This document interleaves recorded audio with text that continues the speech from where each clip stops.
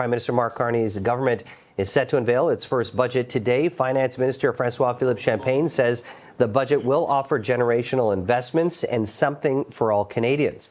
A government House leader, Steve McKinnon, is told the House of Commons it will be affordable, bring down taxes, and create opportunities for young people. Opposition Conservatives say they will only support it if that affordability pledge holds true. And while the NDP says it wants the budget to be good for working Canadians, if it fails to pass in the House, the government will collapse and an election will follow. The Liberals are 3 seats shy of a majority, so they'll need some opposition MPs to either vote for the budget or abstain from the vote. A social media post from Prime Minister Mark Carney this morning simply reads, Budget 2025 will make generational investments to build our economy, protect our communities, and empower Canadians. Do the shoes have a lift? Inch and a half? No, trust me, I'm not tall, but look at that. Lifting, This is how they're made. They're the same RCMP. It's the RCMP officer shoes, so that's the same thing that they wear. So it's good, but we'll see you. This is a great day for Canada. Well, Finance Minister Francois-Philippe Champagne showing off his budget shoes prior to a cabinet meeting on Parliament Hill. Champagne describing the budget as an investment budget. It's set to be tabled around 4 o'clock this afternoon, with the first vote on it expected later this month. Well, CTV News political commentator and former NDP leader Tom Mulcair joins us live with more on what to expect. And I know you'll be watching later on this afternoon.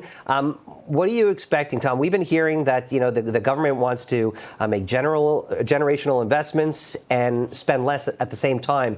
It seems like a contradictory statement. What are you expecting to see in this budget? Well, that's why they've divided the books in two.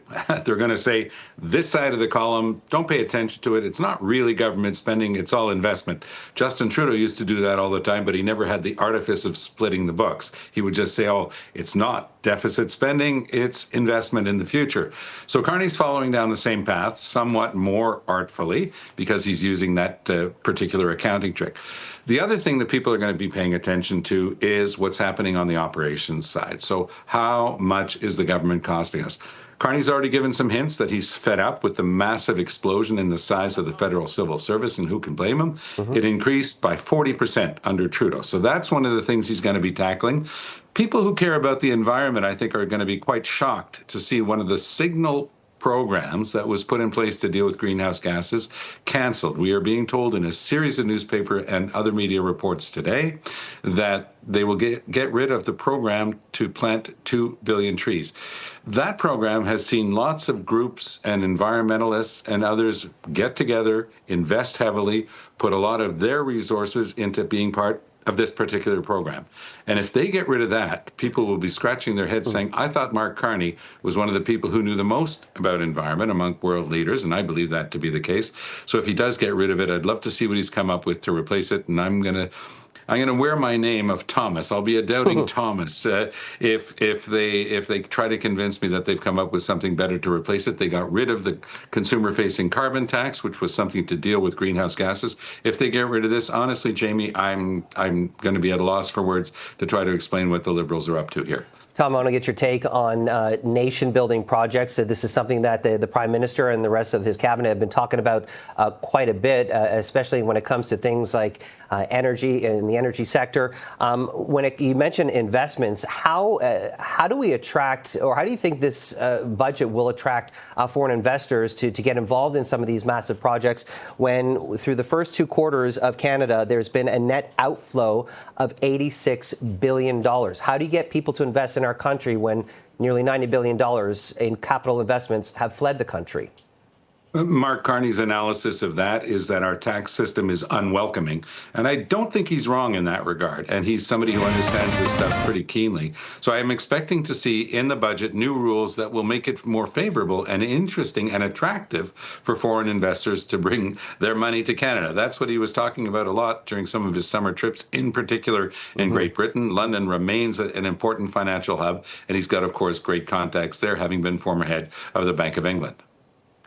Well, you mentioned about taxes. Well, there have been billions of dollars parked in Bermuda offshore accounts. So he's been able to navigate foreign investors' money, and we'll see what he wants to do with Canadians money. But I'm curious when it comes to things like healthcare, which has been the top priority, which is what we heard in yesterday's poll. What are you expecting on the healthcare front? Right now, we're spending a couple $2 billion more in servicing debt than we are on the healthcare system in total. True.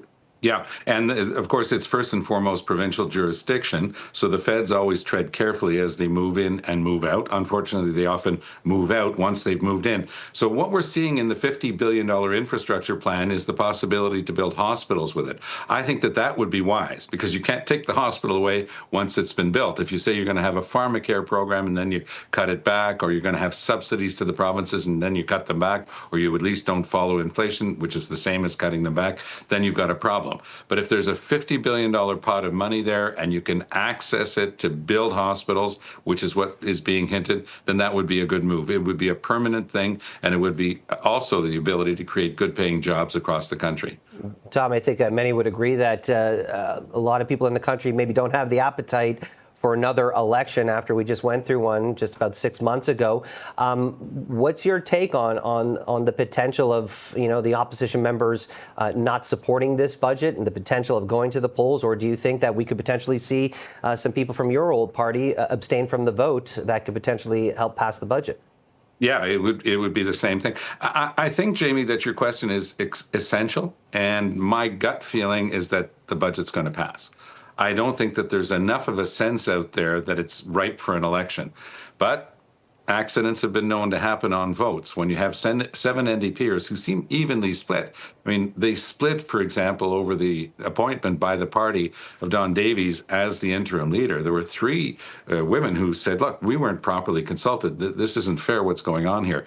And they were among the more progressive members of that caucus. So would they be willing to say, look, I don't care what you're telling us, we'll vote against this thing, because they're also 3 of the more popular NDP MPs, and I think that they would have every chance of being reelected. So that's the type of calculus that will be going on. Elizabeth May has a vote, and it'll count more than ever.